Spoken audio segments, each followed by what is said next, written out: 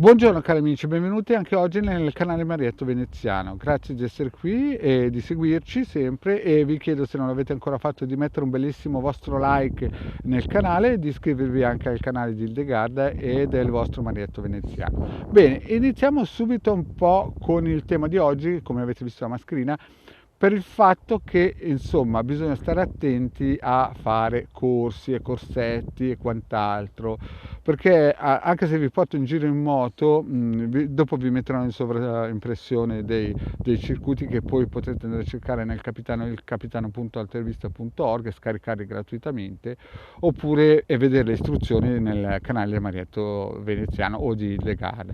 Perché? Perché capita molto spesso che la gente si iscrive a corsi di radiostesia o per uscire fuori dal corpo o quant'altro, e poi però purtroppo l'istruttore parte un po' in quinta e si dimentica le basi. Di solito capita che non gli si spiega che con certe cose non si gioca.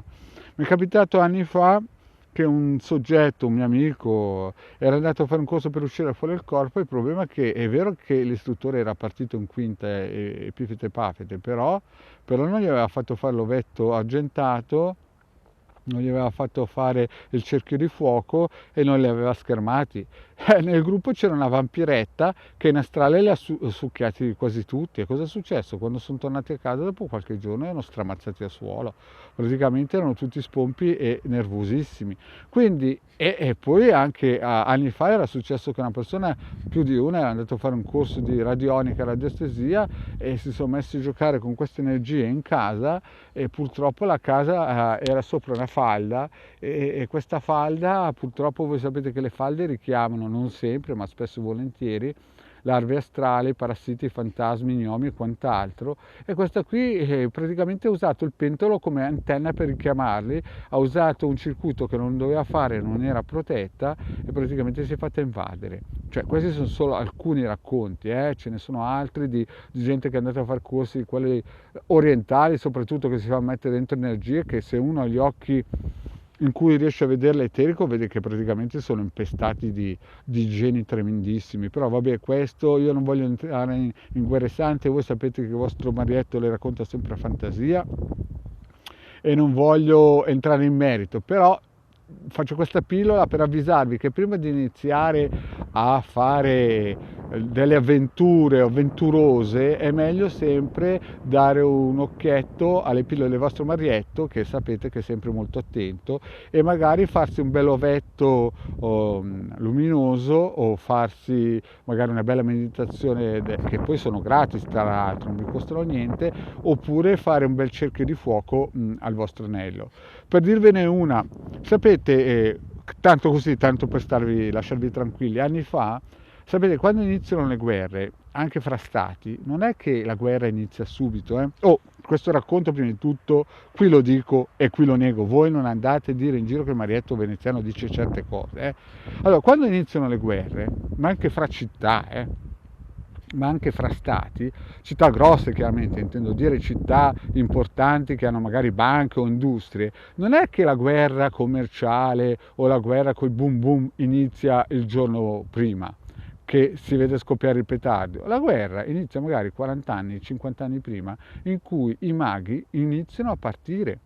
Ad esempio, io un giorno sono andato in una città e ho visto 2 o 3 maghetti che giravano, che erano uno era del Sud America, uno era pakistano addirittura, che giravano in quella città, che è una città piena di banche, a controllare un po' la zona, a mettere un po' di igiene. Addirittura li avevano messi sulla questa è forte, però qui la dico, qui la nego, non andate in giro a raccontarla. L'avevano messa, cioè vi spiego un po' il concetto. Questi di questa città, no, che si sono un po' buffati, diventati ricchi, hanno perso un po' di misura la difesa, no? E questi maghetti cosa hanno fatto? C'era un dentista molto famoso, squadra compasso, e purtroppo per arrivare da questo dentista c'era solo l'ascensore, non c'era la scala. Questi hanno messo dentro i geni, dentro il pulsante dell'ascensore. Quando arrivavano gli altri squadre compasso per andare su da questo dentista, mettevano il ditino dall'ascensore, e sto parlando anche di magistrati, dottori, insomma, tutto quello che passava su da questo dentista, questi maghi qui l'avevano praticamente infettati. Qui lo dico e qui lo nego, il vostro Marietto non ha detto niente. Quindi capite che quando si iniziano queste guerre non è che si iniziano il giorno prima, prima partono 40 anni prima questi maghetti, vanno a vedere com'è la situazione, piazzano i loro geni e poi dopo il resto lo fanno i militari. Quindi questo micropillola così di fantasia del vostro Marietto, non prendete mai in considerazione quello che dico, però dovete capire che anche prendere un ascensore alcune volte, se c'è squadra compasso sbagliato in quello stabile, se non si è ben schermati, il prezzo poi si paga ed è caro.